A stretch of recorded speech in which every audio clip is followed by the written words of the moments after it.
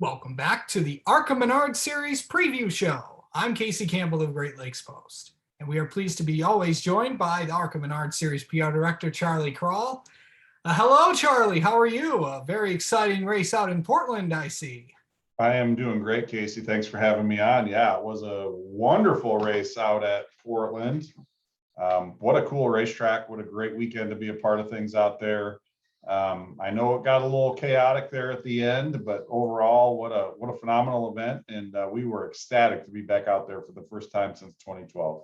Yeah, that's awesome to see you guys back out there. So kind of explain, before we get into Bristol, kind of explain to everybody what the procedure was, for the finish. Kind of explain what from the series perspective.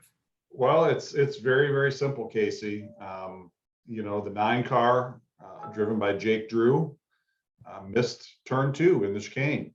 So did Eric Nascimento in the 4, Cole Moore in the 99, and Rod Nealand in the 68. It was the replays based on what the race control had looked at were fairly conclusive. So once they saw that those cars missed that chicane, it was a pretty cut and dried process.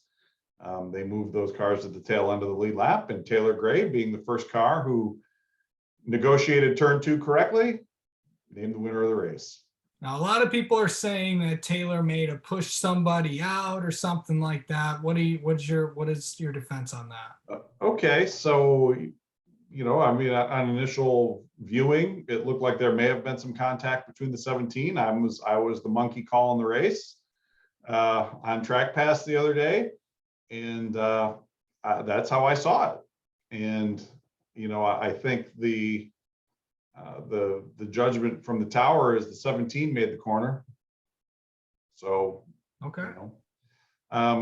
Yeah, it was pretty clear, Casey. By the time they got down into turn 1, there was a car length of space between the 9 and the 17. So yeah, it's really tough. I mean, I've told you this before, whether it was on the show or privately. I don't have a favorite. I legitimately pull for every one of these drivers. I want every one of them to win. I want every one of them to have a great day.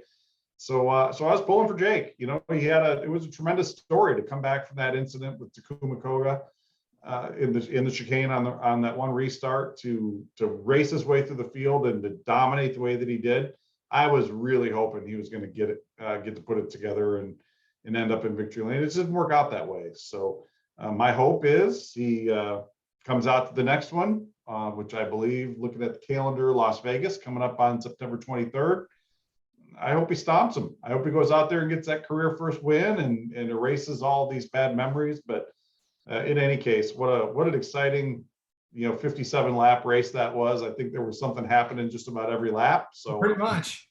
Yeah. So we'll move forward. We'll take all the positives out of it. I mean, how can you not be happy with an 18 car starting field out there after where we were last year? And we'll take that momentum and head on to Vegas here in a couple of weeks. Yeah, we'll see. Well, the West Series will return in just next week at the Bull Ring, so that'll be fun. Of course, it was fun there. Of course, Gracie Trotter got her first female under the ARCA brand to get that win last year. So who knows what could happen this That's it.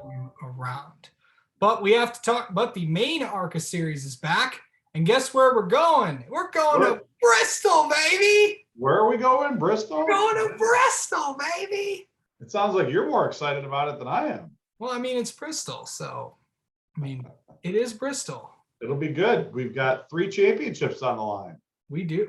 Do we?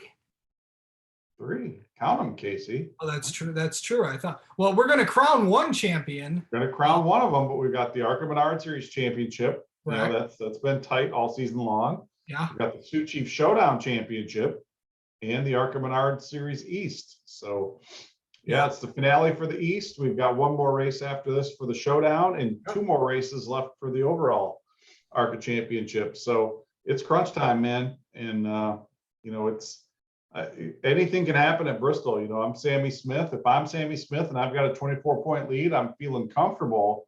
But I know anything can happen. It's not over. And usually will happen. Usually And I know we're expecting a pretty big field for this weekend's I race. think you'll be impressed with that total car count, Casey. I think, well, I was impressed last year. I think last year in the middle of the pandemic, I think we had 20. Hey, here's a question for you. When was the last time we had 30 cars on a short track? I have no idea. You might want to look that one up. I thought you'd look it up so I wouldn't have to. I'm not going to do all your homework for you, Casey. I mean, isn't that what somebody famous once said? Yeah, I'm not that famous though. Not yet. And All right. Yeah, it should be a pretty good field. I know Andy Jankowiak plans to be down there. I'm sure we're going to see Thad Moffitt. Sam Mayer's going to be in the race as well. Well, oh boy. Sam hey, Mayer, how about Sam? He's looking for his 5th straight win at Bristol. yeah, that's going to be pretty. Two in the East Series back in 2019. Won the ARCA race last year and the truck race on the same day. First driver to ever do that. Same track, same day. Not too shabby. Yeah, it's definitely going to be pretty impressive to see what he's been able to do on that racetrack. Yeah.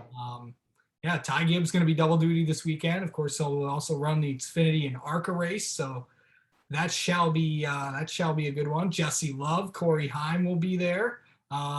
Drew Dollar, I think, is going to be there as well. Yep. Drew will be doing double duty on Thursday. Yep. Thad Moffitt will be there as well. New sponsorship just got announced, like literally minutes ago, just got announced. Yep. Taylor Gray will be there as well. Daniel Dye will be there. We have Raja Karut. Let's not look past Daniel Dye. So Daniel's 24 points back in the East Series championship. Yep. Hasn't gotten that East Series victory out of the way just yet, but he did win in the ARCA Menards series at Berlin. And, you know, when you look at some of the bad luck that Sammy Smith had that race at Iowa, I believe he finished 18th. Yeah. You know, anything can happen. You know, Daniel's been very competitive in that 21 car. He finished second at Milwaukee last time out. So anything can happen. Remember, he was in the car that won Bristol last year. Obviously, it's a new crew. You know, obviously Marty Lindley was on there, but now it's Chad Bryan and those guys. It's a different group, but he's got a really good chance, and it's gonna be a lot of cool guys in the field. You got both Rev cars, Nick Sanchez, Raja Karut's gonna finish out the season with you guys. He'll run the last 3 ARCA Menards series races, so 2 Rev cars each. It's gonna be interesting for sure. Joey East is gonna be in the field as well. So had a lot of talent. Greg Van Alst as well. He'll be there. So yeah, hey, he finished second up at Winchester. So of course he knows that track probably.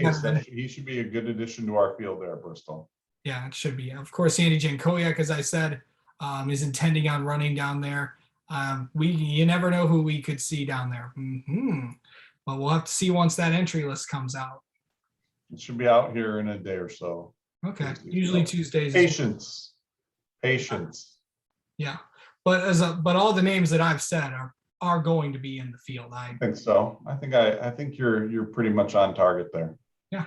So, and who knows? We could see more surprises. You never know. Yeah. So obviously, it's also Fox's last broadcast for FS1's last broadcast, I should say, of the series so far, and obviously you have to be impressed with what they've been able to do for the series. And of course, Jamie leading the coverage this year with Phil. Kind of talk about what FS1 kind of does for this series. They do a lot for us, man. They've been a part of our deal, I believe, dating back to the old Speed Vision days, and then of course morphed into Speed Channel and then Speed. And eventually the acquisition by Fox Sports and the transition into FS1. So this is a relationship that dates back, decades. And to have Jamie Little, as the anchor, the first full-time female lead play-by-play or lap by lap, I guess is what we call it here in racing, right? The lap by lap announcer. She's been a lot of fun to work with, and she brings a lot of energy and enthusiasm to this. And she's sitting alongside Phil Parsons, and the amount of energy that Phil Parsons has extended over the years, covering ARCA and being around our races, and his brother, of course, Benny, is a former champion here, and Phil's got he deeply cares about what goes on here, and you can tell. But when you watch those races on FS1, and of course, Kate Osborne down on pit road, she's fantastic. One of my favorite people to work with week in and week out. And they bring a lot of energy. They bring a very professional approach to it, and they do us a very nice job. And we look forward to putting on a good race for them on Thursday night. Yep, Thursday night. Of course, this will be not unlike last year. ARCA is going first this time. The trucks will be going second. Yeah, that's good, because I got to get home. I got a big party on the Saturday, so I got to get home Friday. Yeah, I kind of heard about that. So, by the way, congratulations. Yeah, if you want, hey. Yeah, come on down. Yeah, we'd love to have you. Don't spill the beans, Casey. I won't. Don't spill the Bush's beans. Nice plug there. The Bush's Beans 200 at 6:30 on FS1, and don't forget to save big money at Menards. Why don't? Yeah. Yeah. All right. Well, Charlie, I'd like to thank you as always for coming on this ARCA Menards series preview show. We'll talk to you next week when the Wild Wild West series returns. Don't screw up, Casey. Don't screw it up. We the don't want to have to do this all over again. I'm not going to screw up, Charlie. We don't want to have to do this whole show over again. No, we don't. No second take. Nah, we're good. I think we're good there. All right. We'll talk to you next week. You got it, Casey.